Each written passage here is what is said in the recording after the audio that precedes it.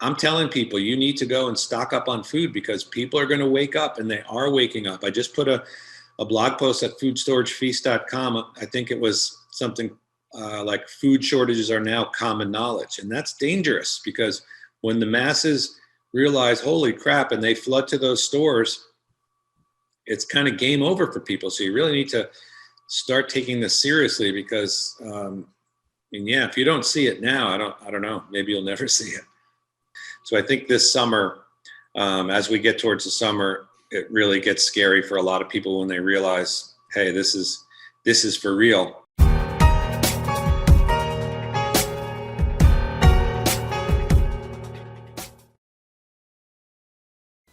I first heard about collagen from fitness influencers.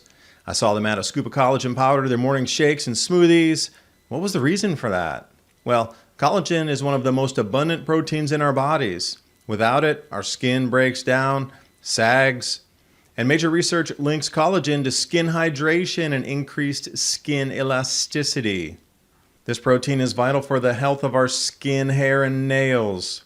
Whether on a low-carb diet or not, you can benefit from collagen. 5 key types of collagen you need from 4 different sources, essential to optimally support an array of full-body benefits. So if you want to fight back against aging, give multi-collagen a try. I highly recommend healthwithadapt2030.com ageless multi-collagen. Get it for a limited time, 15% off. Right now. Healthwithadapt2030.com. And now on with the video. Had so much positive feedback last time Keith Snow and myself talked that, we thought it was appropriate to come on now with the Tonga eruption, food prices continuing, inflation not being transitory, a lot of things disappearing out of, let's say, the shelves that we're seeing across supermarkets. And then The Economist magazine now coming out with something called the shortage economy, quote unquote. So where does that leave us with, ability to feed ourselves, our families, and, get through this in a way that we all still have things that we like to eat? You're going to have to be thinking more regional produce during seasons versus having things shipped in. Just our availability for foods is going to, change a little bit. And we talked about this in our last, go around, that things were going to change. And this is before all these changes. So Keith running foodstoragefeast.com. We're going to talk about that today as well.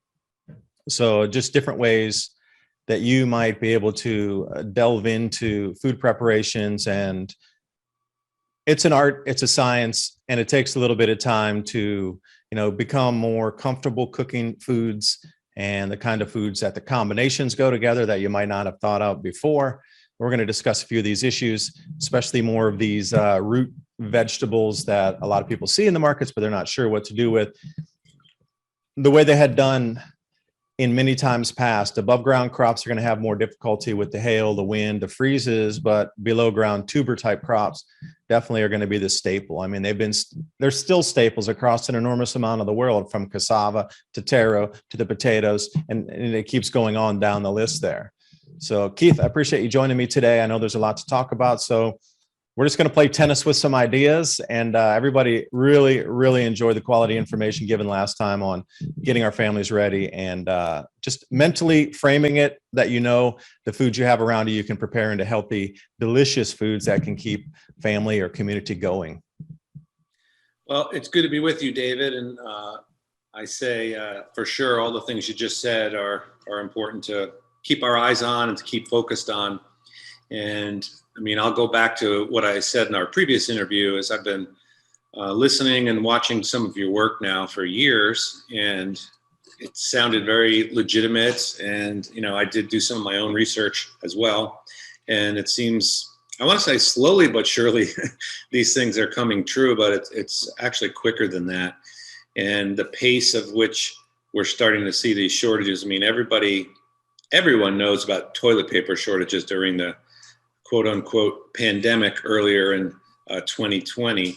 And I know it was probably in the summer of 2020 that we started worrying about crop shortages and price increases. And I've talked to people because I'm in the industry, and I was seeing a lot of things on the producer side, and people just see what it costs in the store, but the increases hit the producers first. So, for instance, I'll just hold this up as an example. It's just sitting on my dining room table. This is a product that I produce. It's a Parmesan cheese substitute, and it's out on Amazon. And having the ability to package that has been extremely difficult because we're not in the position to where we can order, tractor trailer loads of the packaging. So we're buying, cases and cases and cases. Like we'll probably make, I don't know, 1,800, 2,000 jars of this stuff at a time. But it's become so difficult and so expensive to get the ingredients. And these are on the wholesale market. Now, the one thing that I do is I use ingredients that are just produced in the United States. That helps to alleviate the whole California port situation. But it's becoming so much more expensive. I mean, they're raising prices on the producers, that producer price index going up, up, up. And, eventually these things have to get passed off to the consumer. Now, 2022 is going to be the year.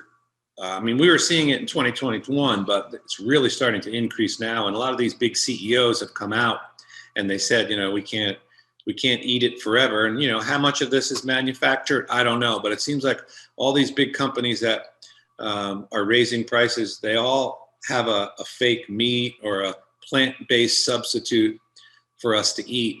Now, I just held up something that was plant-based, but it's basically nuts and spices. Now, these plant-based foods that they have, like you just heard recently that KFC has a Beyond Chicken thing. If you look at the ingredients, and having worked in the industry and having customers that wanted some of these vegan things, you look at the packaging on there and there's 60 ingredients in there. And just about all the ones that are monocrops are GMO grown. They're sprayed with pesticides. So it just seems like these big companies, they all have one goal in mind, and that's to kind of make meat usage a luxury and not something that we can all afford now. Just a little, I'm in southern Utah, and I don't buy a ton of deli meats, but I bought some roast beef recently, $16 a pound. So it's just, the numbers are here, and I think people really need to take their food budget and the entire process of feeding their family, and they need to be more strategic about it, because eventually the costs are going to get to the point where you'll be forced to do it. And you don't want to be, behind the toilet paper shortage. So preparing and using some of the things that we teach over at foodstoragefeast.com and purchasing some reserve food, I think is getting more and more important, literally week to week. I see so many increases in things that we store here at the house, and I constantly keep buying things, and I just remark, well, last time I bought that, it was $1.50 less, and $1.50 is not a lot. But when you look at across the board, your expenditures for food, it's going to really hurt a lot of families. Yeah. Now buy 200 items that have risen $1.50 each. That's where math works. And that's where people understand the math. Yeah. 50-cent rise on a can of soup. Okay. Now go buy a case, and you're buying 12 cans times 50 cents. That's $6 more than it was. And then if you do the math, you're like, wait, how many cans did that used to be? Like they stole 3 cans from me out of the box, literally. And the farm inputs, what we're looking at with the herbicide shortages is one thing, but the fertilizer shortages are another, a couple different facets there. And at the same time, they're using Roundup to kill off any weeds that would be in competition for those same nutrients in the soil for those crops. Now, since there's not enough, and they're already talking shortages of Roundup, specifically glyphosate that I'm not a fan of, but I do know it's a 1-to-1 ratio for fertilizer to percentage of yield decline, and approximately the same for the herbicides. That's counting you're spraying in the rows so the weeds don't come up, which we consider food at times too. If you wild forage, those plants coming up in the fields between the rows of corn, for example, many of them are edibles, especially the amaranth varieties, which really like to spread through fields. And you start to do all the math on this, on percentage, how many bushels per acre decline on the weeds, how many acres are going to be taken offline where farmers won't plant. It's just going to be too expensive because they can't get the fertilizer to run their crops. So they'll prevent plant insurance. And it just seems to be this cascade of things adding on top of, on top of, on top of. And then we come down to the regular, supply chain issues. Now we have Canada and America here. I think it's even on the 23rd saying if your drivers aren't vaxxed, you can't deliver. So they're looking at a 25 to 30% reduction in, truck traffic across the borders, anything rig based, like you're talking 18-wheeler. Everywhere you look, it seems like, and then we got the port blockages, and you just wonder how much of this is truly organic, no pun intended, and then how much of it is manufactured, because I can't believe all these things are happening at the exact same time. And then the caveat was the reduction and shut off of pipelines that supplied natural gas into the ammonia to produce ammonia and different types of anhydrous fertilizers, urea, and these sort of things. That all got cut off at the knees on purpose. Those were mandates to shut the pipelines, to reduce oil production. The hurricane hit that one largest ammonia producing plant in the United States. And it just seems like there's so many things that have been man-made in this catastrophe versus natural. So I don't know where you sit with that, or, is it too woo-woo to think and try to connect these dots? Because that's all I do is do a video about a certain set of circumstances. And I'm like, wait, that directly relates to this one. And whoa, it relates to that one. And if you start drawing them across, you get a full-on web of, wait, these are all interconnected here, all of it. And where does it boil down to? What's the final common denominator? Food pricing, your availability to food, and what governments can do to put you in a corner if you have no access to food. Yeah, I agree with what you said. And I guess if you want to round it all up into one little snowball, this is the Great Reset in action. You can clearly see what's happening. So they're using this Great Reset, and think of it like this. Just imagine we're all cattle in a field. The other day, I think about this stuff too much because it does raise my blood pressure. But think about us being, happy cattle grazing in a field. It's sunny. There's beautiful grass. We're biting here and there. It's a huge field, 100, 200 acres. But off in the distance, somebody comes up and puts a cattle gate, a panel, 12-foot panel, one. The cow can still move wherever he wants. That's not a problem. Then on the other side, another one goes in.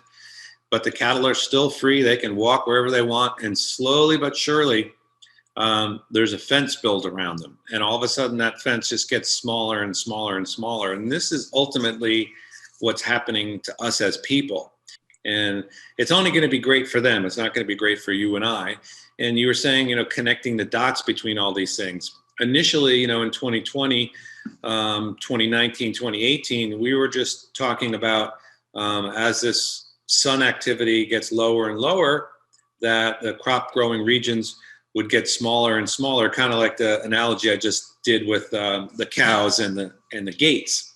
So you start to shave off 2 or 3% of your grow zones, in addition to having jet streams that are completely unreliable, and all these polar vortexes and all this kind of stuff happening. More and more things go wrong with your food growing. And then as you move into 2020, now you've got a health emergency. So these type of things can get out of hand quickly, but they all these dots, just like you very smartly indicated, they're all connected. And what all of them eventually do is limit our availability to food, everything that we need to live. And you can see when last year we were just worried, okay, well, people are not working at the food factories or whatever. They have COVID, so they're out, the production's down. Oh, there'll be a little less chicken. Chicken, having been in the industry, we used to buy 25 pounds of chicken wings, for $30. Now it's like $140 to buy the same thing. These have real effects. And again, at first it was just, employee shortages, but now it's supply chain issues. And then all of a sudden we have, like you said, all these crises with energy. And this really, this is a great focus point if people really think. Energy is so tied into everything we do. It's not just whether you drive a Tesla or whether you drive a V8. That's not it. The cost of energy directly relates to the cost of fertilizer, which directly relates to the cost of food for farmers' inputs. And I mean, it's getting to the point where it's untenable for many small to mid-sized farmers because, you know, input costs are always a pain in the neck for farmers. And they've all been, again, herded into this system where they're relying on big corporations, Monsanto, Bayer, Syngenta, whoever it might be, getting their seeds and their sprays and all this type of stuff. Then they're selling it into a system where they don't control the prices. And eventually, yeah, the only thing they control is their land. I mean, most of them will have banknotes on them, but the rest of their expenses, their inputs, it's kind of out of their hands. They have no control of it. And as a business owner, and that's what a farmer is, that's a scary prospect. And that's why, you know, with this product here, I've treaded very slowly because I don't have enough capital to, you know, do huge commodity buys and contracts on all the ingredients and packaging. So I'm at the whim of the market. And that's the same thing that farmers have. There was a guy, and I think I saw it on Christian's channel at iceagefarmer.com. There was a big corn grower, and I think, you know, don't quote me on the numbers, but last year's inputs like 86,000. This year's inputs, same acreage, same crops, all that, like over 170,000. Now, that is going to knock out most of the small and mid-sized farmers. They just don't have the capital to do that. And at some point, when you have also a real estate sort of boom, which is all artificial, when you have people running away from blue states into red states, running from cities to avoid riots and crime, which is on the rise, to get out to the country, you see the price of land elevating. It is not going to take much for these farmers to say, wait a minute, I either go bankrupt on inputs or I sell off the farm so they can put in condos. And this is happening everywhere. And you can see it. I'm looking at land in your state right now. And I always look at the satellite view, and oftentimes you'll see this, you know, great 15, 20, 30 acre piece of land.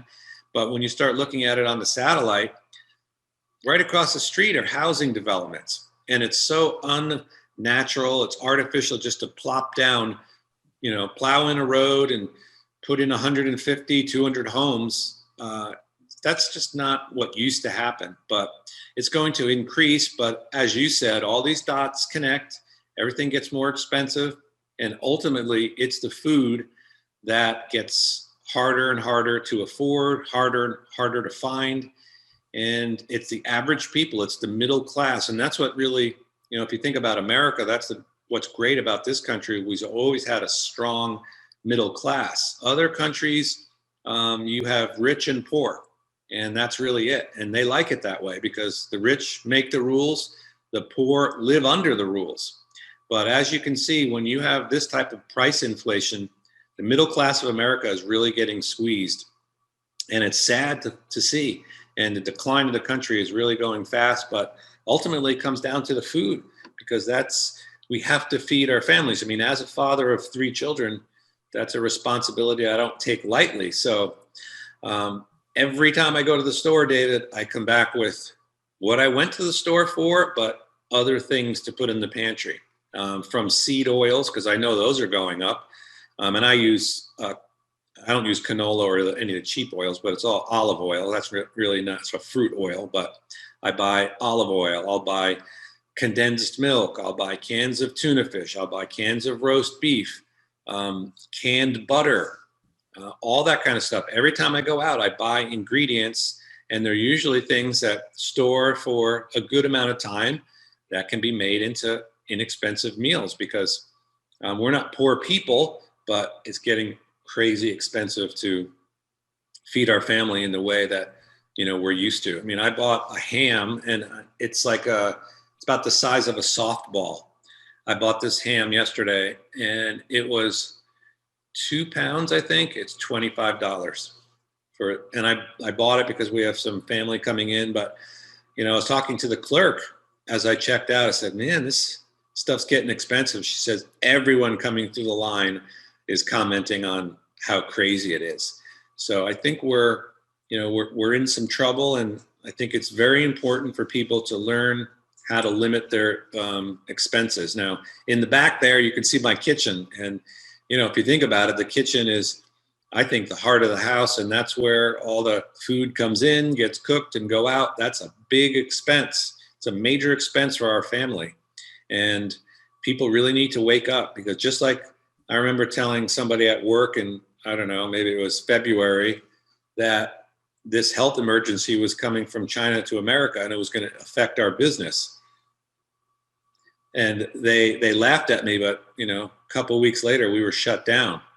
Also, I told those people, you better go out and get some toilet paper. What are you talking about? I said, yeah, there's hardly any out there. I'm sure they weren't wiping their tail end on leaves, but I'm telling people, you need to go and stock up on food, because people are going to wake up, and they are waking up. I just put a blog post at foodstoragefeast.com. I think it was something like food shortages are now common knowledge. And that's dangerous, because when the masses realize, holy crap, and they flood to those stores, it's kind of game over for people. So you really need to start taking this seriously, because if you don't see it now, I don't know, maybe you'll never see it. Yeah, I want to ping back on the olive oil. Now, we use olive oil and avocado oil, flaxseed oil. But the problem was, we were in a hurry when we were at Costco, and I was the one who said, let's get the olive oil. We got olive oil, which is 15% virgin oil mixed with other kind of olive oils. That was my mistake for not choosing only virgin olive oil. Now, we can our own, and we do our own sun-dried tomatoes, so we need a lot of olive oil for that. So, we're getting different kinds of size jars to fill up with the oil, with the tomatoes, the garlic, the basil, and then let it sit for 6-8 weeks. But there's a huge difference between just quote unquote olive oil and extra virgin olive oil. So as you're going out to purchase that, and I've also found these cubes of lard, they look like, big sticks of butter. And if you're going to do any baking, like yesterday, we made something called drop cake. It was a recipe from 1914. Very different from what you're used to, but cooking in the old style, using the baking soda, the eggs, separating the egg whites and the yolks. It came out really, really thick. So then we put it in a bamboo steamer to give it some fluffiness. And then today, after it's set, putting it in the steamer, it really fluffed up into what you consider more like a sponge cake type thing. But, look in those old recipe books and see what our grandparents or great grandparents had cooked like. Those are the basic staples that you can use to make almost everything. Because I would tell you that book that we had, it must have only had 20 ingredients or something, or 25 ingredients to make everything in the cookbook from 1914. It wasn't like 60 ingredients like you speak of to do one dish, which is going to be, it's going to be difficult to keep that supply chain intact. So, what I'm noticing and also reading more and more about is anything that requires a huge amount of spices to go into the final finished product is disappearing first, because the manufacturers are having difficult time procuring all of these different ingredients. So one of the things would be those little packs that you have in instant noodles that you rip open and then you add to the soups to be able to flavor it. They're having trouble. They're almost at the end of their backlog of what they had already pre-produced that they had in extra storage to roll out. So, when you're coming, you're going to start to see more and more things that require more ingredients disappearing off the shelves. Cans of stew that have 15, 20, 30 things in them versus like cream of mushroom or something that has like 4 ingredients. Minus all the preservatives. So looking at the landscape, if you can see first where things are going to disappear, those things that have the most amount of ingredients, if that's something you like, need, and always use, target your spending there first. And extra virgin olive oil as well. You're looking at different periphery countries now as suppliers. It was Italy, it was Greece, Spain, but now you're getting something out of like Tunisia. Like, where did that come from? What do you mean this Algerian extra virgin olive oil? How did that appear suddenly? Like, where are they getting their sourcing from? Did they run out of something? And I was making a joke in one of the videos, being serious at it, knowing that buyers and supply chain managers are going to be moving to different countries of origin. And I said, if you see something coming from Eritrea, and that pops up on your store shelf, they are at the end and their backs are against the wall to get anything they can to buy anything to put it on the shelf. So when you're thinking about tiers of need for your stocks, what are the things that have the most ingredients, I would say? And maybe that would ring some bells, but please be careful with the olive oil, because I can definitely taste the huge difference in cooking quality, smoking temperature, and just, it feels oily. It doesn't feel like olive oil that we're used to. It feels like something else has been mixed into it other than, it says 15% extra virgin olive oil, but what's the other 85% of oil that's in there? They say olive oil, but you and I know exactly what that means. They could be any kind of scrubby olive oil that was squeezed out and added in there to make it look good. I don't know. There's a lot of things to think about, and freezing butters, freezing lard, freezing different oils. Oh, the duck fat and the goose fat. If you didn't have a chance to pick it up around Christmas, sorry, you got to wait until next year. Those kind of fats only come around the holiday seasons. And a lot of spices you can only find holiday season times too. I mean, cardamom, yeah, you could go find it if you're really looking in like Whole Foods or something. Oh, by the way, which is New Jersey, Pennsylvania, and New York, those store shelves are stripped bare. And you know what's left on the store shelves there in those states in the Whole Foods? The most expensive things. You were talking about the ham. Did a video yesterday. The only things that are left are the most outrageous, super 5-star, incredible high price things. Everybody else left that. So you can see exactly what's the highest price. That was what left on the shelf. But if you don't have a choice and there's a run in the stores, that's only what you're going to have is what you got in front of you. So do a little bit of early shopping. I don't know. So Keith, let me ask you, when do you think the awakening of most people will come? I am absolutely unequivocally saying a couple of things on a timeline for 2022. The COVID restrictions are lifting across the world in many, many places. Suddenly, it's like a tidal wave of lifting of restrictions. So that maybe you'll give everybody that breath, like you can't keep everybody in panic for so long. Pendulum over into the food scarcity from the fertilizer and then the pesticides, herbicides. But then I think the trump card is going to be the Tonga thing. Once they realize that global temperatures are going to drop approximately 1 degree Celsius, Southern Hemisphere maturation food crops right now aren't going to be as plentiful as they had counted from the forecasts. And then I think the spiral's coming this year. So what do you think the awakening time is going to be? And then how will people react to it? Yeah, I agree with a lot of what you said. And I think it's by this summer coming up. So we're, towards the end of January. So another 5 months or so. And I think everybody's going to be awake. They're going to realize, holy crap, this is happening. And at that point, they're going to flood the stores. They're going to rush the shelves. And that's going to be a scary thing, because those type of panics, if you have a shortage and it creates a panic, you have a bigger shortage. And these things will really feed off each other. And that's scary. I mean, you don't want to be, on Food Storage Feast, we had this picture, and I think it was Walmart. And this was from, I don't know what year, it was a couple years ago, right before an ice storm or something. And the quote under the picture was like, you don't want to be fighting the zombies in Walmart for the last loaf of bread. And that's what it looked like. There was no bread. I mean, I don't go to Walmart often. I despise the place. But I went in there the other day to get something very specific, protein powder. And I just walked some of the shelves, and man, it was scarce, particularly in the perishable foods are very scarce. So I think this summer, as we get towards the summer, it really gets scary for a lot of people when they realize, hey, this is for real. For the beans, more of a Thai style rice, but it has, some cilantro, if you can find a cilantro, some green onions. So I add some fresh food to the stored food or the long-term storable food, and I make meals out of it. And those are the type of things that really keep people happy, keep them full.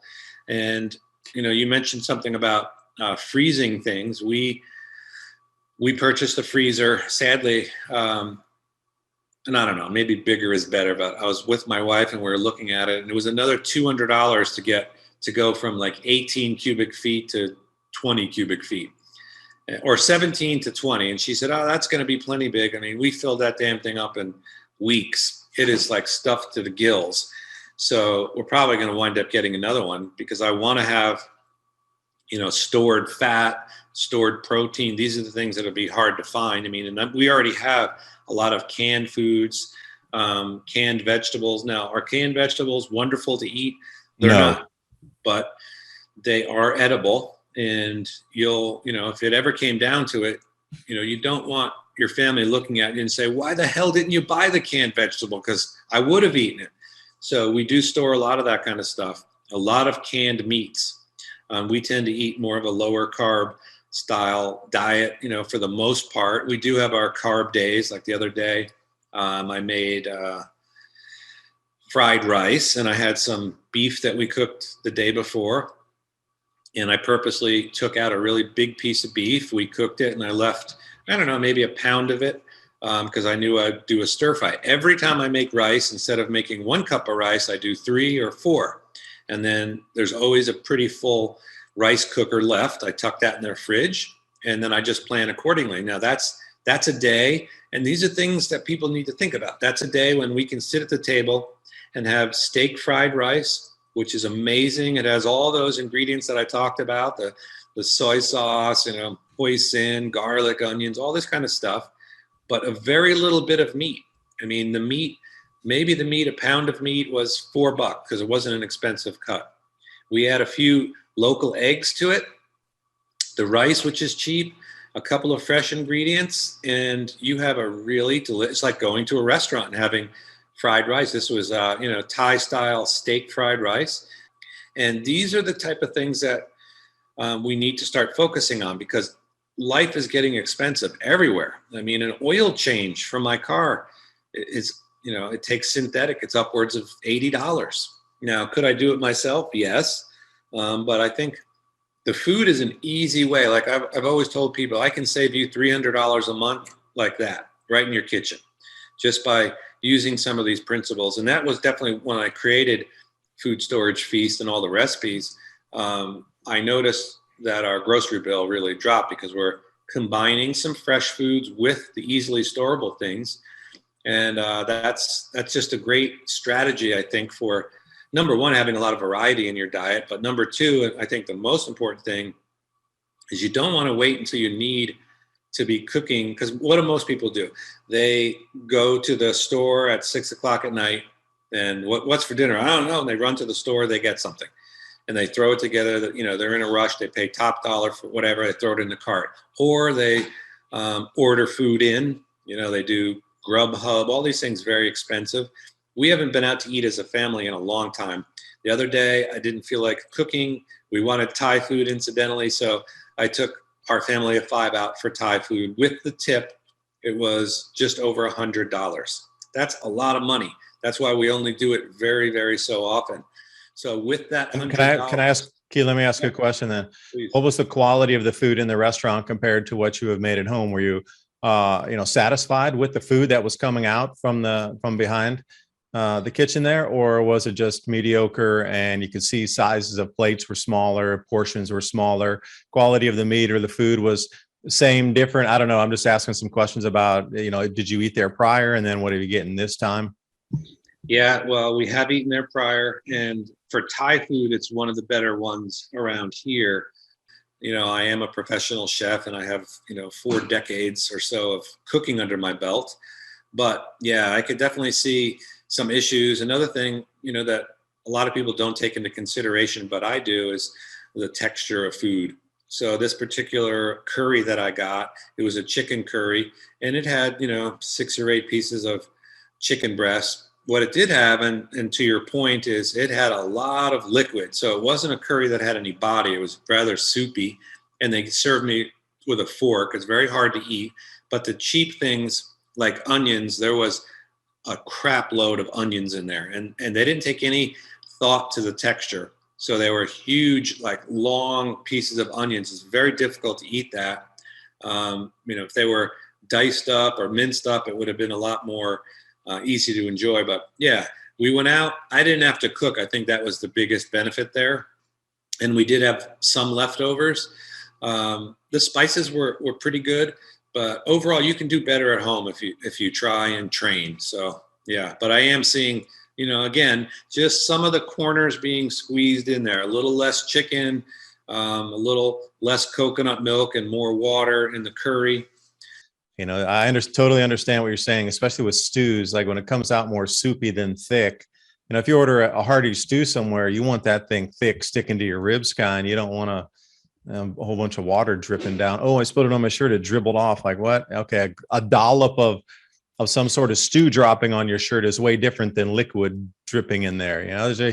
You're right. There's a huge difference in the thickness and the consistency. You think they could have put a little cornstarch or something just to thicken it up, to fake you out a bit, right? But they still didn't even take that next step to go for some thickening agent inside there. Now, speaking of thickening agents, cornstarch, tapioca, what else would you use for a thickening agent if you're going to bring something up to that consistency of a thicker, heartier dish? Of course, a roux is a very popular thing, Yeah. and that's basically fat and flour. Now, for me, I try to avoid gluten, at all costs. It really just doesn't agree. It doesn't give me stomach problems. I don't have any, intestinal issues with it, but it affects my skin. So I will use things like cornstarch, a slurry of cornstarch. Sometimes a little bit of xanthan gum is what could be good, but you can overdo that and have slimy food, so you have to be careful. But a boiled potato can be put into a stew. You can mash up a boiled potato and put that in there. Also, potato flakes are excellent thickeners. They hardly bring any flavor, and they'll change the texture of something like that significantly. Now, one thing people need to think about, long term. So I made stew, 2 weeks ago, and it was chuck meat. So chuck meat is tough. You have to cook it for a long time. It had, gravy, potatoes, carrots, rutabaga, which I love to put in there, butternut squash, some peas, vegetables, whatever. And it was nice and thick. I did tighten that up with a cornstarch slurry at the end. And it was a rather thick and, like you said, a stick to your ribs type stew.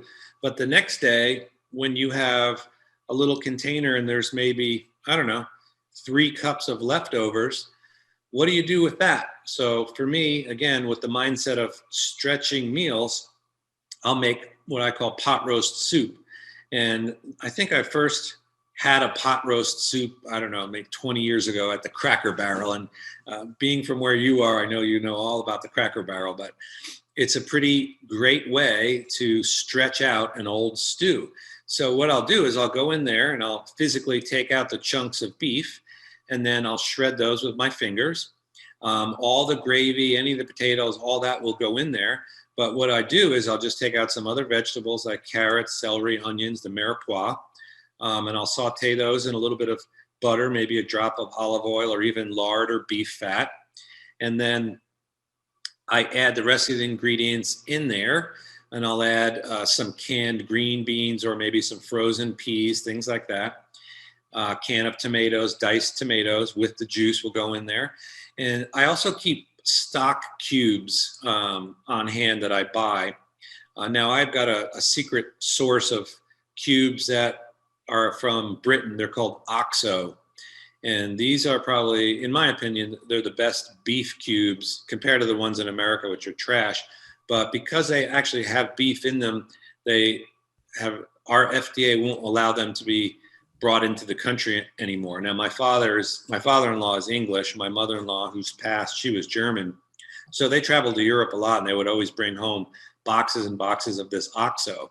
And it's great to add to a soup like I'm talking about, but it's hard to get. So I do keep some of those cubes. Another brand is Rapunzel. You can get those on Amazon. Some of those higher quality stock cubes, I'll keep some of those. And are they 100% natural? No, but a lot of times you don't have 24 hours to roll, a proper beef stock and then reduce it and wind up with a demi-glace. So a stock cube, some frozen vegetables and some fresh vegetables and some leftovers can make a giant pot of what I call pot roast soup. And that's a meal for us because when you eat that, it has beef, it has potatoes, it has carrots, onions, peas, vegetables, quite a bit of fat in it. It's very satisfying.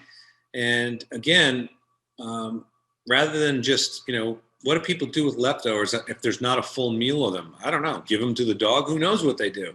But you can take leftovers, just like I described with the having a little leftover beef or chicken and then turning it into a stir fry. All these types of meals, when they get up into your brain, I call it your culinary inventory. And usually people only have a few things that they make.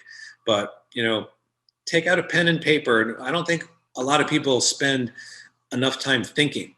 So take out a pen and paper and figure out what you like to eat. And, if you're the meat and potatoes type, maybe it's grilled chicken and I don't know what you eat with it. Maybe it's steak and potato. Maybe it's a pork loin and something. If you regularly like those kind of foods, write it down on a paper and see how it goes from the first meal to initial meals. And this is what we do either well or not well in the restaurant industry. And this is often what keeps restaurants from failing or not. And a lot of times if you I manage chefs. I mean, that's kind of what my later career has been, is managing chefs. And you have two types of chefs: those that understand business and the type of things that I'm describing now, and others that are just fantastic cooks. And you can always tell when you go into the restaurant. I can look at a menu and I can tell roughly where their food percentage is and how successful they are by how wisely they're planning their menus out. So you want to plan for, and good chefs will plan, okay, we have this on the menu. We're going to wind up with what left over? Well, you're going to have some of this left over. Okay, what do we do with that ingredient? Well, you can mix it with this and make that. That's the way we need to think at home, like restaurant owners. A good restaurant owner doesn't design a menu where the leftovers have to be thrown out. They also don't design a menu where the leftovers make crappy food. They make those leftovers into something special. Like for this, you don't think Cracker Barrel is making just big batches of pot roast soup. No, they only usually have it, once a week if they have it, and they're taking scraps and cuts and making it into a good menu item. And that's the way we need to really think at home. And I try to do that a lot, and I try to feature that kind of information in the Food Storage Feast, just to help people save money. Because saving money, if it's not on your radar now, man, you're going to be in deep crap come next summer. Are people ready for it though? And again, it's all about changing the mind frame, because we've grown accustomed to having everything we've always wanted for our entire lives, pretty much. I mean, if you like my age and my parents, they were born after World War II.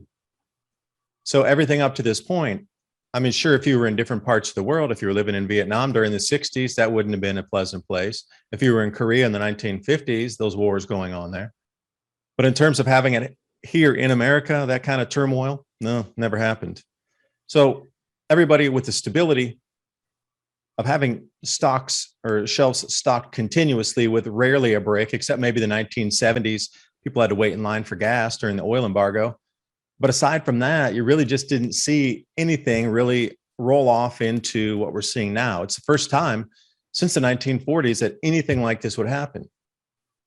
But knowing that Victory Gardens were there and a lot of people took care of themselves when things got really, really tight in World War II. I saw some of these old photos, even in downtown New York City, what you would consider those areas where there's grass now and trees in the center between the streets or into neighborhoods between the blocks. Any disused piece of land was turned into a garden. And you look at some of these, they roll down the street 30, 40 blocks being farmed by the people who were living there. And to some of these older photos, you got the Empire State Building, but all you have is gardens going back from that as far as you can see, because everybody chipped into that effort. Now, where we sit today, everybody's divided, not say everybody, but an enormous amount of people are. And as you mentioned before, 30-acre piece of land, and across the street, you got 150 unit apartment complex.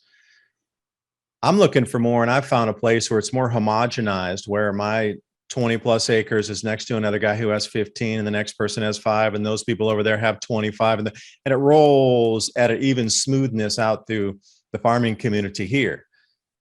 Close to an Amish farm, great. Getting some sheep, or lamb, I should say. And then we got a 400-pound calf coming here in a few days, hopefully, fingers crossed on that. But how do you get people to move together? Do you think they will? That's the whole thing. I can go buy live meat from the Amish and pay by the pound live weight have them slaughter it and we'll butcher it ourselves. That all day long can do that as long as there's a supply for them. But see, the animal husbandry, they're doing it themselves on their own farms. So the sheep and the lambs that are provided there, hey, those are from their own flocks that they have out amongst these 3 different Amish farms within the 50-mile radius here. We could sit back all day long and do that. But in other places in the country, it's not going to be like that at all. So do you think people can come together? Or do you think it's going to fall apart and just the fabric's going to rip because it's going to be the mind frame of cooperation, but we are nowhere, anywhere remotely shape or form from that. And the school system, at least since the 1990s, has been teaching individuality, no community, you first, you second, you third, and everybody else last, and step over and claw over whoever you can to get what you need to get. And that's okay. It's America. Greed is good. But where does this set us up for this string shredding society thing that we're into? And again, going back to your point about connecting dots, nothing happens fast. Everything takes a little bit of time. Remember the analogy of the cows in the field. We're completely free, but no, there's fences, all this stuff coming around us. Think about social media and screens. People, and it's not by accident, they don't design apps for people to check them once a day. So to your point about us being divided, not only are people divided on many different levels, but they're also occupied. And when they're occupied, things happen around them that they don't realize. Anything they tell you that's temporary is permanent, like you mentioned earlier. So people don't understand what's going on around them. We are in a collapse right now. It's getting worse. And the edges, the fringes of society are being snipped. You're being boxed into a corner slowly but surely. Now, what about the cooperation?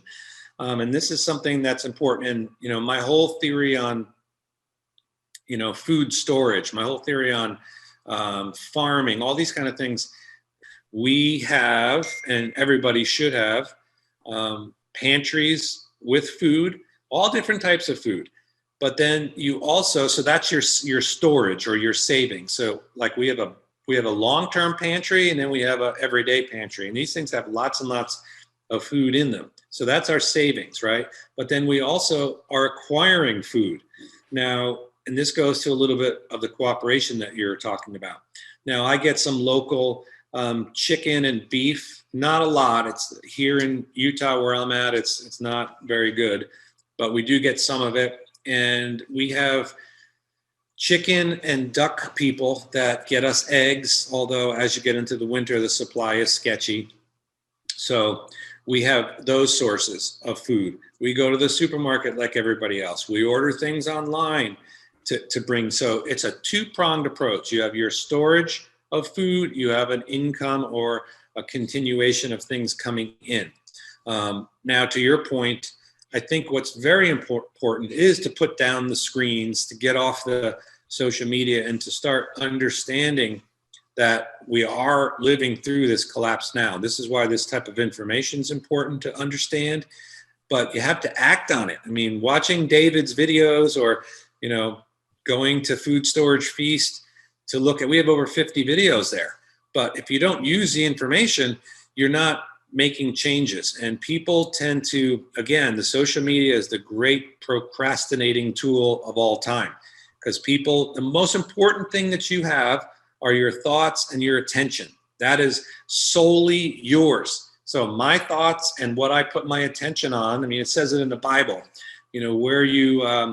where your heart is, that's where your actions are. What does that person really love? And, it's usually what you spend your money on.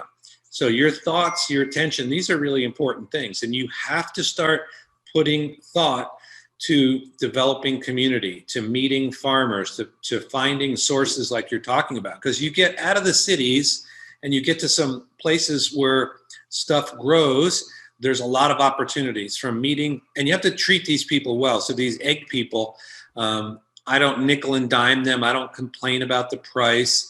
I mean, sometimes I'll pay $4 and $5, $8 a dozen for duck eggs. But when I see those people, I show up on time. I have cash money. I give them, right now, the next time I see my egg guy, he's going to get like 15 cartons, recycled cartons for him to use. So that helps him out. So this is what you need to do, is make it easy on them, but develop these relationships. And I've always done this, from having people that would let me in North Carolina, where it was illegal. I used to go to dairy farms and go right to the bulk tank and take that beautiful, milk and cream out. Whether it's developing legal sources. When we spoke the other day, I told you there's a place where you can buy raw milk there in the great state of Tennessee. But there's people doing things like this all over. And it's important to focus your attention on that. Not solely, you've got a life to lead, but a little bit. You have to make decisions and take actions to start helping secure your future. Now, the other thing that's going on that people just don't realize, and here in Utah, if you don't realize it here, you'll never realize it, because we live a few hundred miles from the biggest failed state in history. And those people are leaving that state in droves. So number one, I see the real estate prices skyrocketing. I see the license plates on their cars constantly. But I also see the crime. We recently had a Greyhound bus establish a direct route, which we never had, from southern Utah to Los Angeles. All of a sudden, the homeless here are starting to show up everywhere. So you have homeless, you have people's catalytic converters being robbed. So we are living through a great realignment right now. And people just think of it solely on, before it was the riots of 2020. Oh, we've got to get the hell out of the blue cities and move to the country.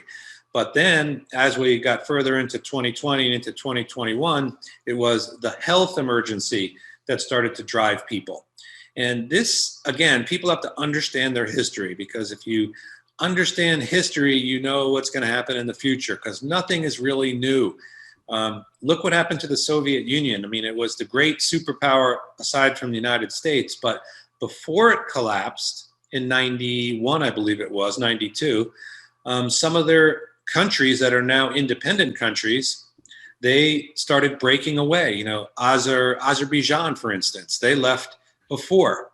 So they formed their own country. And you're seeing this right now in the United States. That's why people are moving strategically. Now, if you don't realize that's happening, you're blind. But that's what's happening.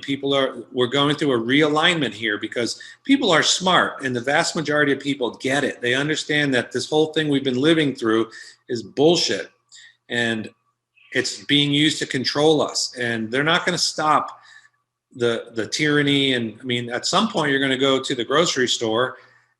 It'll never happen here. Yeah, it will. It's happened in every other country. You'll go to the grocery store and they're going to want to check certain things before you can get into grocery stores. So you have to do just what David said. Find that Amish farmer. Offer to help that Amish farmer. Donate your time, your labor. Think about trading. I trade lots of things. And bartering is a great way to do things, to acquire the things you need. But the sources of all different types of things need to be kind of sourced outside of the system. So for food, obviously, the supermarket system, because if you're buying 100% of your stuff there, you are controlled. They own you, and you can't get away from it. So trying to diversify and limit what you buy, get some things locally, buy from a local farmer, go to a farmer's market. It's cold now, but in a couple months, in most places, farmers markets will happen. Grow. Could I stop you? Hold on a second.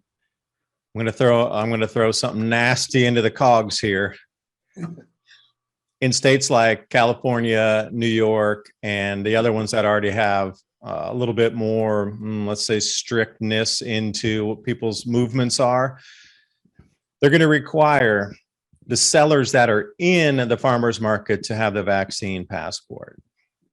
The sellers, the actual organic farmers that are coming in, are going to be required to show proof of vaccination before they can even register to get their stand out on a Saturday. And then the people that are attending or want to visit the venue to come in to get the organic produce are also going to have to show proof of vaccination to even enter into, be able to purchase that produce. So then what does that leave you? If you think your secondary source, I'm just going to go to the farmers markets. Yeah, in some places, but other places, they're already taking that off the table.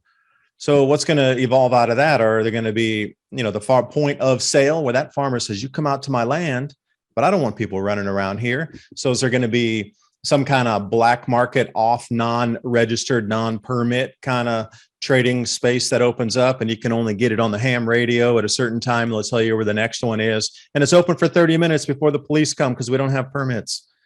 That's where it's gone already. Not going to, gone. So farmers markets opening in the spring in many states are not going to be available unless you can show proof, and then the sellers show proof. So where does that leave us? Okay, you just took 10% of all the farmers markets offline here in the States. What's next?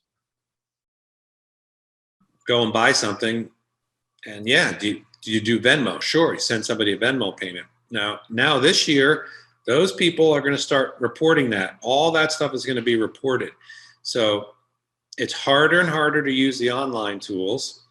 And like you mentioned, farmers market. Okay, all of a sudden, if you bring up, and when we had things called tailgate markets, and it was just trucks that would pull up, they'd back up their pickup truck, and they'd have, corn or honey or tomatoes, and they had a table, and you bought it from them. Eventually, those people are going to have a business license to transact, and then, from there, eventually the dollar will go away, and I think it's all headed there, and it's scary to think about, but this is what's happening around us, and this is why, we need to start paying attention to what is really important. But the way that it's being set up right now, digital currencies, and that's the way the Fed coin on the digital space, is programmable money, will be out next year too, in 2023. So it seems like they're getting everybody ID.me to get ready for the unveiling of the Fed coin, which is a central bank digital currency, which pings right back to where you said cash is going to go away. So every dollar will know where it's going to be spent. Now, your access to these digital dollars are going to be required for this ID.me facial recognition thing. And then in addition, what else? Because it's not going to stop there. Because if they have all the money, then they really control you.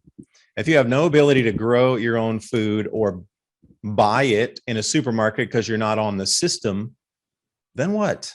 Then what, really? Yeah, well, again, I think a lot of people always say, oh, we're America. This could never happen here. What is happening? Yeah, do a little research into China's social credit score and see how tightly they control everything there. It's very tightly controlled. Oh, it'll never happen here. It is happening here. And all those little things like you just described are going to get more and more. But what I hope and what I see as a potential, again, the great realignment that's happening in the country, people are moving to freer states. At some point, they're just going to, the politics in this country are a complete and utter joke. So the left, the right, they're all, it's all theater.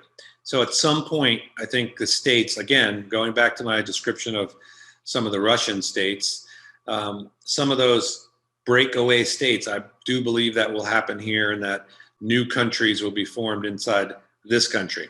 And I believe it's this oppression and tyranny that they're really, the screws being tightened to where you can't buy something without showing proof of this or that. The more they do that, the more alignment is going to happen, and people are going to be moving to freer states. And eventually, I do believe that the country that we know might wind up being individual countries, and those great big powers that exert all these forces won't be able to do it anymore. I mean, you just take property tax for an example. I mean, that was never something that I don't even think that's in the Constitution as possible. But lots of things aren't in the Constitution, but you have regulations, laws. I mean, just go and try and buy a personal protection item in Massachusetts, for instance, or, to carry one. I mean, the hoops you would have to jump through are crazy. So I do think at some point, this country will sadly break into pieces, and a lot of the overlords would be tossed to the side. Now, that's an ugly process. But I do think if this keeps up the way it's heading, that's a possibility. It's a very dark thought, but yeah.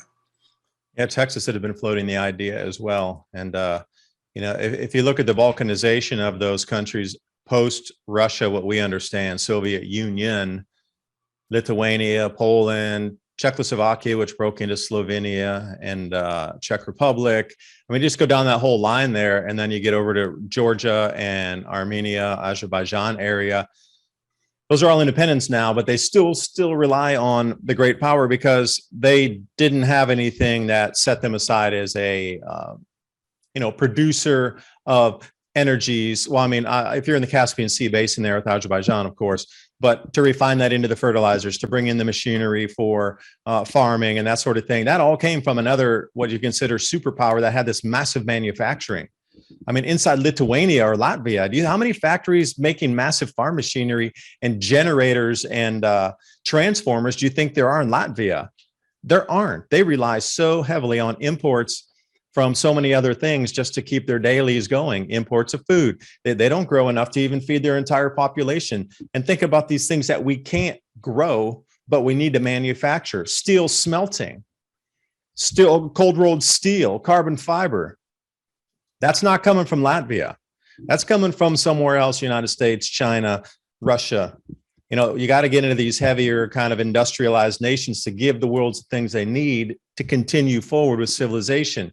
Yeah, growing indoors is great, but you can only grow lettuces. I don't see anybody putting a wheat field in their front room with LED lights. That's just not realistic. So moving forward, a few of these challenges of being able to grow food outdoors, sure, but we lost all the blooms off our trees for the fruit this year. It froze super late, all the way in late April when everything had budded out already and it had bloomed out. So where does that take us? Can we protect ourselves? Yeah, we're going to be super reliant on a lot of other things. So breaking down, if the state's balkanized, it would probably be the Southeast US. There's ports, there's manufacturing. Look at all the automobile manufacturing here. There's steel smelt. There's all kind of aluminum fabrication, aluminum smelting. There's a huge amount of stuff in the Southeast US. Texas as well. They could supply the energy. But then when you get up into, the flyover states, if you will, the Corn Belt and that sort of thing out in Kansas, they got food.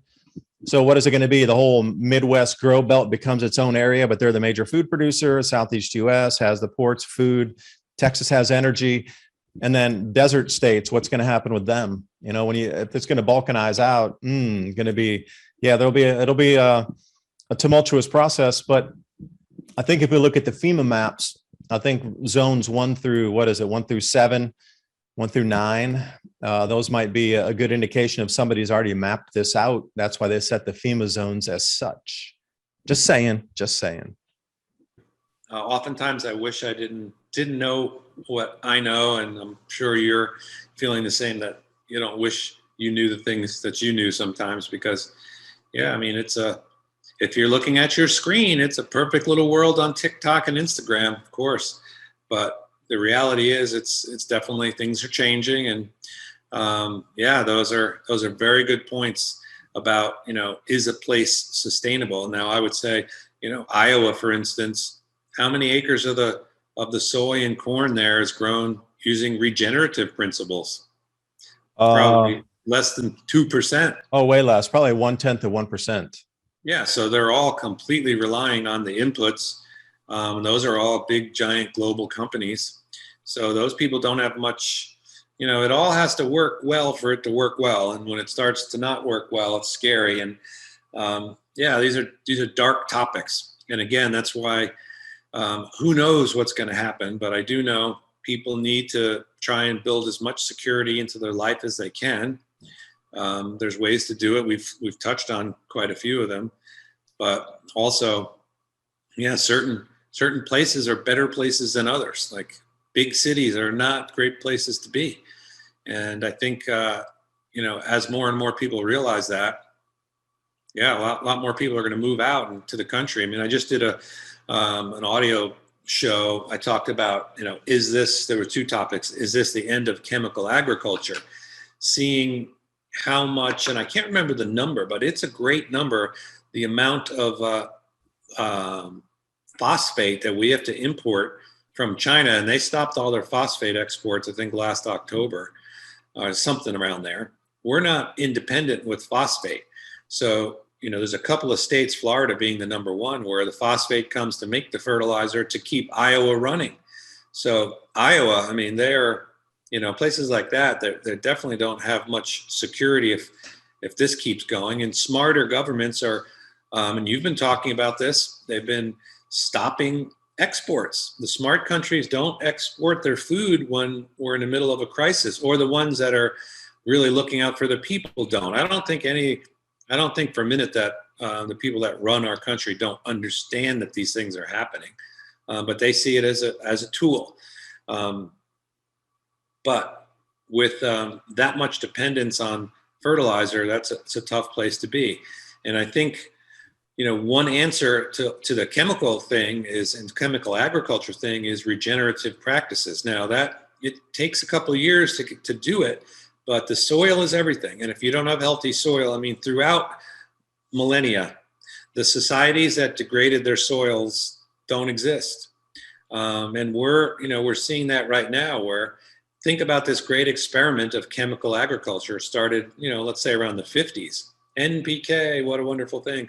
And then you went from NPK and row crops into genetically modified, and people were promised a world. The yields are so much higher, the inputs are less, but you got the opposite.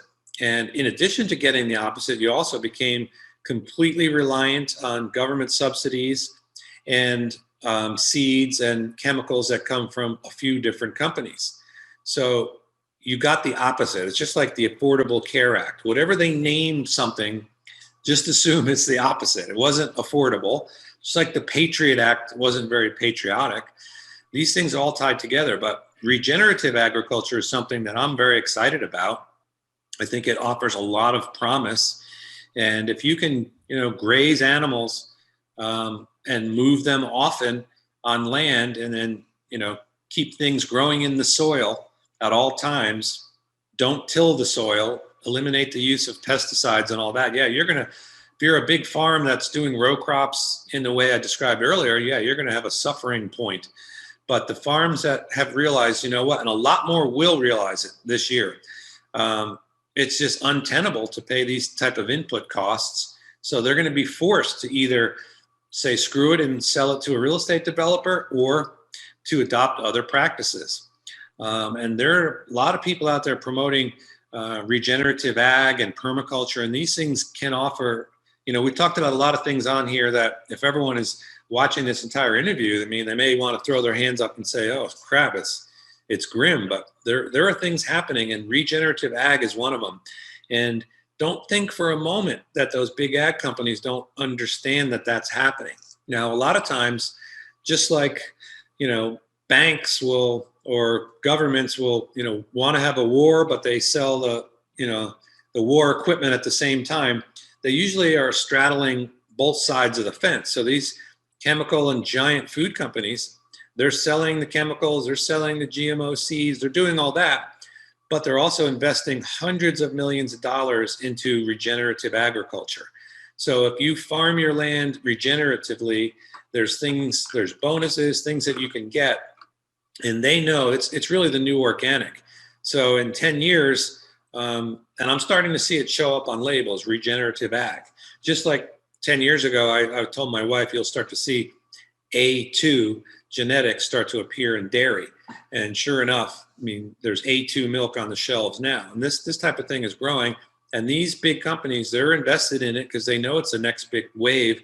They're not stupid. They know you can only dump billions of pounds of glyphosate, have GMO seeds where you eliminate diversity. They know you can only do it for a few decades before the soil is completely degraded and the stuff hits the fan. So people are looking to regenerative ag, and there's people that I follow on the internet. It's amazing the results when you transfer from a row crop input intensive farm to a no drill operation and you incorporate regenerative principles. You can build soil. You can build soil life, soil diversity. And if you have healthy soil and you have animals on that soil, you have wealth because those animals reproduce. Every time a cow has a heifer calf or a bull calf, you've just made money, and you already own the other one. So it builds. It's like compounding interest. And those type of things, any kind of animal, sheep, goats, like you mentioned earlier, when those are running on a system that is improving soil, those animals are being intensively managed, not just thrown out on a field and letting them wreck the field and then having to throw hay over the fence, but by moving them and letting them build soil with the hoof action, with the nibbling action, with their manure, and moving them off, just like, Joel Salatin and these. Joel Salatin, great example. I'm going to go to try to visit him. He's about 3 hours from here at Polyface Farms. Yeah, this is the future. And I mean, ultimately, you and I have talked. I've been over to your state and I look every day at land. That's what I would like to do in the not too distant future, is to be on a piece of property. I'd like to graze cattle and have, chickens and ducks and things like that, and be healing a piece of property and making that thing have excellent soil and therefore producing excellent quality products, because, as things happen the way we described earlier, those people are going to be looking for people that are doing the things like I just described. Do you think somebody that has a regenerative farm like Brown's Ranch in North Dakota, do you think they have any trouble selling their beef, eggs, or pork or chicken? No, they have regular customers. And to answer your question about, farm markets being stopped and all that, they go and they have drops. So people will meet the truck and they'll buy those, and they order it ahead of time, they pay ahead of time. Again, part of that is in the system, whatever finance and applications that are online to take the payments. But the bigger point is that the farmer is bringing the goods right from the healthy soil, and they have drops and people are getting the foods they need. And that's where I see the future. That's what I think will happen. And that's a future I want to be a part of. Yeah, and we'll have to protect that too. Now, let me add into compost here. I have a personal story. So I ended up connecting with Monterey Mushroom, and I have a driver with he has a pretty good sized dump truck, comes in, he can carry 20 cubic yards max fill. So ended up getting 60 cubic yards of mushroom compost. But at the same time, I was interested in getting a few other types of compost to mix it up to have a real natural fertilized compost. So chicken manure and cow manures mixed in with that. But the driver who I use has also been looking for some of this stuff because he has a farm as well. It's nigh impossible. The only reason I was able to get the compost is because I have a registered farm. And Monterey Mushroom, wherever it is, they have facilities everywhere in all 50 states, lots of them around. They only deal with registered farms that are taking 10 cubic yards or more. They will not facilitate a small trailer, some sort of pickup truck coming in. No, you bring in a rig and you pick it up, and that's all they want to deliver with. And so it's coming down to getting horse manure mixed with hay. And one time per month, maybe a load of 6 or 5 cubic yards of chicken dung. That's it. That's all that's left. And the amazing point about this is I was asking, driver that helps me, can we get more next month in February? Can we get like one, a couple of deliveries per month through the season? Because we're going to use that to, compost all the 100 and some fruit trees, to set up a whole new garden area, thicken the soils and do all this. He's like, no. After January, at the end here, the 31st, everything's been forward bought by a single buyer for all mushroom compost coming out of the several Monterey mushroom facilities here in East Tennessee. All of it's been forward bought. There's not a single kilogram available for anybody from the public because it's all been bought. Now, who has that kind of money to rock in and say, we're going to take 500,000 tons of compost from the mushroom logs out of these 5 facilities for the rest of the year? Who's got that kind of money to plunk that down and get the guaranteed delivery? Who's got that kind of transport that can come in with their either dump trucks or trailers to come in and completely clean that place out day after day, after month, after month, after month? That is a massive buyer. You're talking about millions, 500,000 tons of compost coming out. Where do you put that? Somebody's getting ready to start fertilizing their fields again with compost, going away from the chemical ag, guaranteed. But who is it with that level of buy power? And I don't know. But that's kind of what's happening here on this side. Luckily, I got 60 cubic yards of the mushroom compost. That's enough to start but I would sure love to get a few other natural ingredients to mix in there to, make that such a more viable mixture. We got the mycorrhiza and the kelp and all that, but to throw the chicken dung and then throw the horse manure in there mixed with the straw, that's already been horses are messy eaters. You got to clean them out, to clean the stalls all the time. So to have all that as a mix, that would be the perfect soil builder. And then I could probably buy some soil builder, which is basically wood dust. Oh, and another thing, you could go to a sawmill and ask them to load your truck. And then you could make, you're going to play chemistry set out in the fields, but it's not really bad. Well, you can try some different mixes of, say, 70% compost with a soil builder, 25%, and then mix in a couple 0.5% of whatever. And you start mixing and matching until you get the right consistency that'll build your soil, provide the nutrients, and give those plants somewhere that they love to live. And hay bale gardening, there's all these new techniques and things to try this year. But getting compost to be able to go on an organic to build your own soil, you're probably going to have to move down to the Jadam method here out of Korea to start from scratch. Because what I am talking about, if you are not a registered farm, I'm sorry, it is too late now. They have crossed that Rubicon where you're a registered business farm, you present your card at purchase, or you don't get it, period. And that's the way it's already in Tennessee. So I can imagine it's far more strict in places like California, upper New England states areas. So how would people, again, back to the Victory Garden, okay, every family across the United States starts to grow food in their backyard. How do they start it up? The fertilizer will not be what they thought it would be. It's going to be incredibly expensive out of Home Depot or Lowe's, probably 5 to 8 more times expensive than it is now. And then how do they start to build their own soils as a garden when they strip off the grass? It's hard clay. Year 1, minute 1, they just think you put a seed in it and it's going to grow. It's not like that. So A, the learning curve, but B, for the average family, just the neighborhood, how do you get those implements into the family neighborhood if there's not that kind of compost and things available that there were in generations or years past? I see the huge disconnect happening right here. I love what you're talking about. I'm putting it in practice, but an enormous amount of other people cannot, because where are they going to get the inputs from? That's a very good point. And I've read articles and saw that because of the shortage of fertilizer, what are farmers going to do? So people are going to turn, to manure, but there's not enough manure. So then you're kind of like stepping yourself down. But for you and I, number one, again, going back to what I always preach, make sure you have a good stock of food. Next up, make sure you have seeds. Everybody should have a seed bank. Now, I buy seeds all the time. I've got a really large seed bank. So make sure you have a seed bank. And then as you go from there and you should all have a garden this year, whether it be potted plants and herbs, but some kind of garden. So how do you get the amendments? Now, I'm going to tell you something, and this is a permaculture principle, which is in a properly functioning system, and I'm not an expert by any means in permaculture. I am a newbie beginner.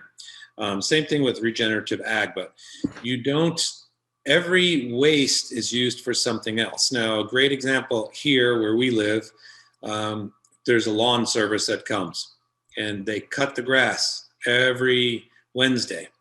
And that, of course, it gets bagged up in their mowers, and then they leave. So I started asking them I just put a bucket out, and I wanted them to give me a bucket full of grass clippings.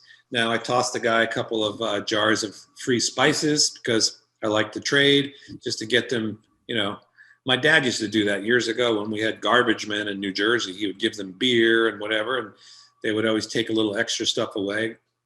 But these guys would start leaving the grass for me. So, and I was doing tests, like I have a lot of container plants because you're not allowed to plant into the garden where I'm at here. Into the dirt. You own your house. It's totally yours. Freedom, freest country in the world. Yeah. There's 3 evil letters, HOA. Yeah. Oh, so you can homeowners association.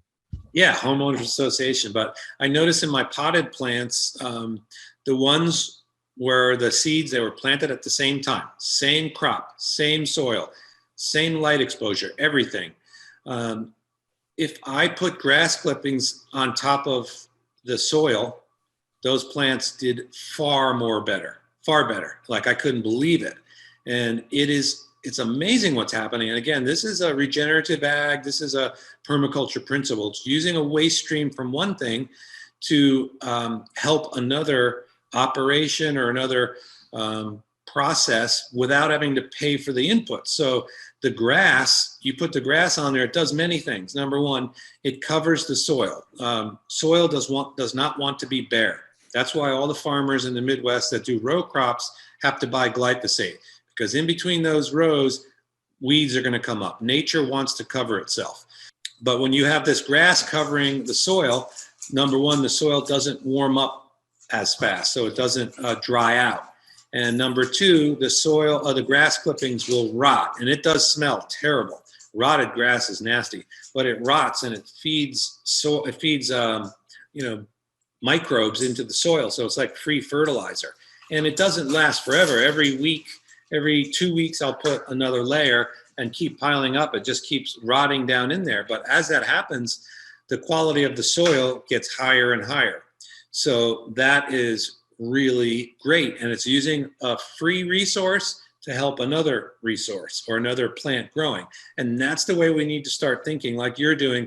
How do we, we need to, you're buying some of this stuff, but we need to think about how we can create some of it from things we already have. Like if you live in an area that has deciduous trees, like Tennessee, for instance, the amount of leaves that fall down, like that's amazing free resources, and we need to start thinking like that.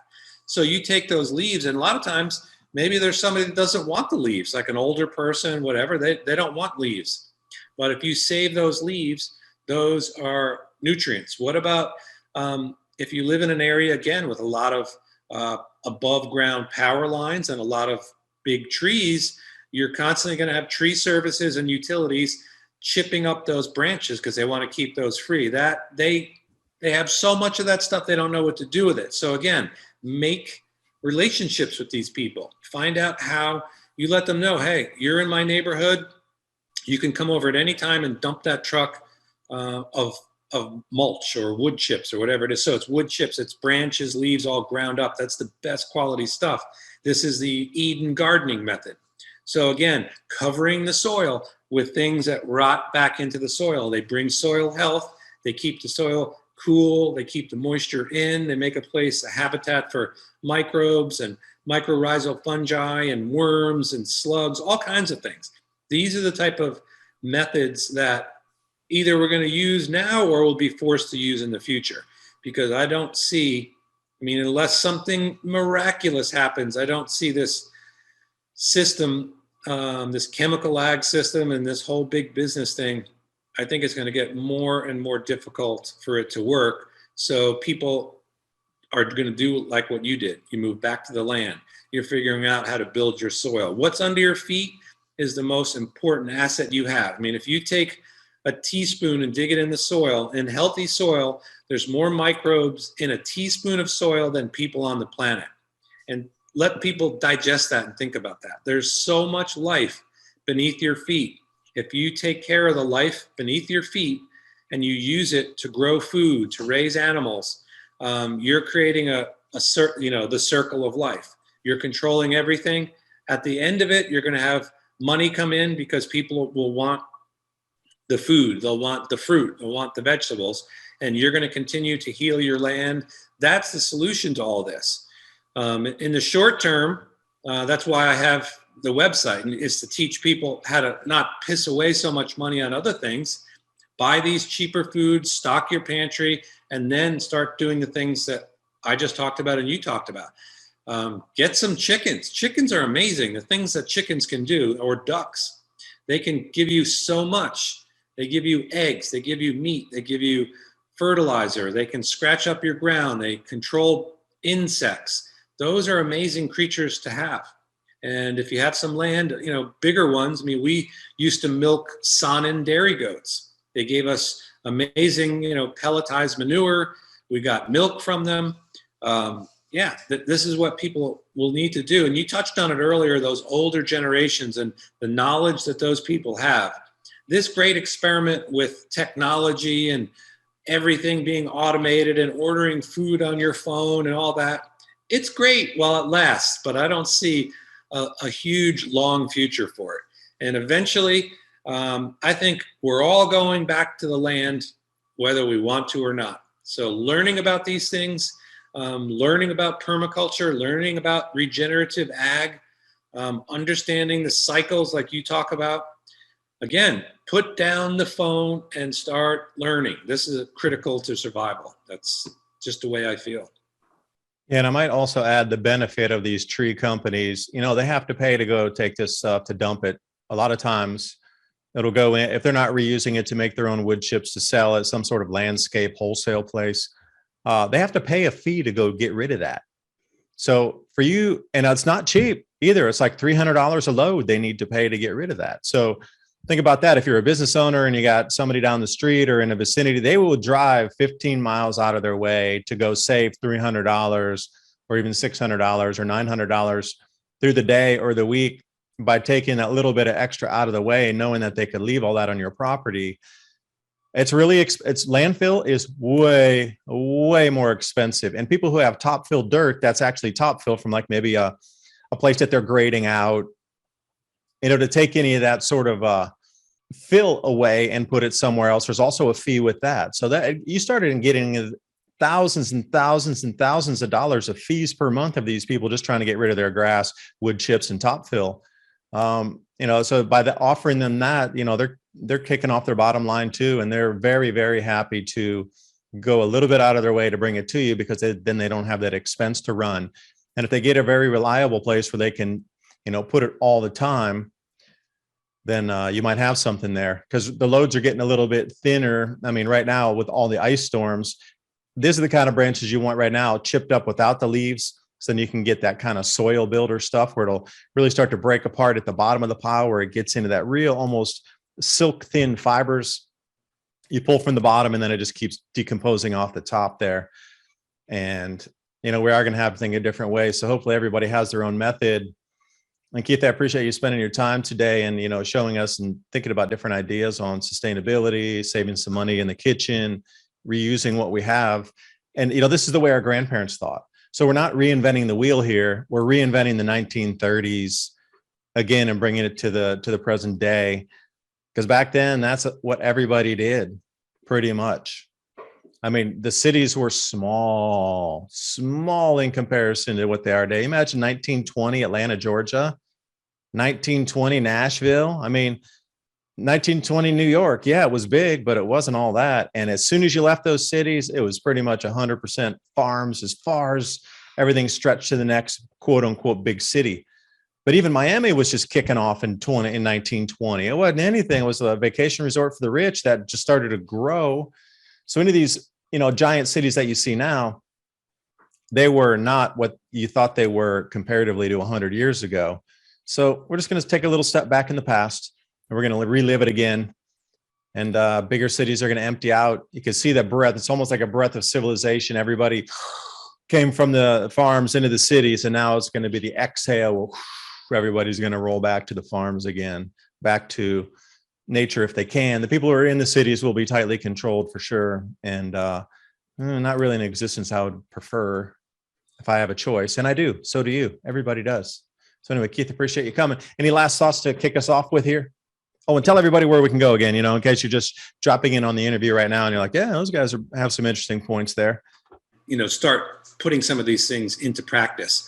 But do check that out and do start thinking the way, David and I have been talking, and this is going to help you live a better life and build some security. But initially, you need to get your pantry stocked. You need food for security.